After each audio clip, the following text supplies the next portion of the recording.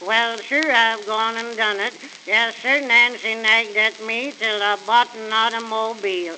It come one day last week, and Nancy ain't been as tickled over anything since her crazy quilt took a prize at the county fair as she was over that joy wagon. Well, I felt it in my bones I'd made a fool of myself, or soon would, so next day I filled it full of gasoline and got all ready to take Nancy, Jim Lawson, and Ezra Hoskins out for a ride.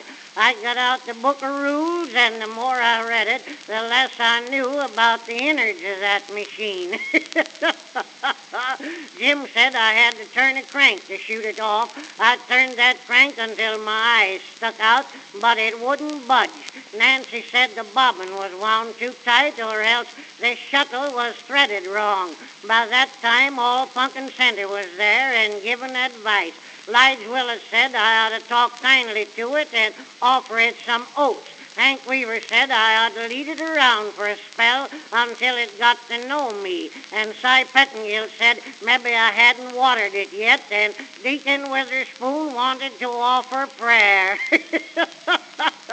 Well, I grabbed hold of that crank again, and it flew back and hit me on the shins, and I sat down in the yard to think it over, and Nancy said the language I used was just shameful. Just then Jim Lawson said, "Don't this plug go in somewhere?" We found where it went, and I turned the crank, and that machine began to rear and snort. It run over Hank Weaver's dog, tore a hole through Willett's picket fence, knocked over Cy Pettingill's beehives, and kept right on a-going. Well, I worked every lever that machine had, and every one made it go faster. Nancy was screaming, Ezra Hoskins was praying, and it wouldn't be right to tell what Jim Lawson was doing, but Nancy said it sounded like he was talking to the Lord. Just then we went through Ab Whitaker's wheat field and set it on fire, and I managed to steer it out onto the turnpike road, but that didn't help matters any, 'cause it only hit the road once in a while.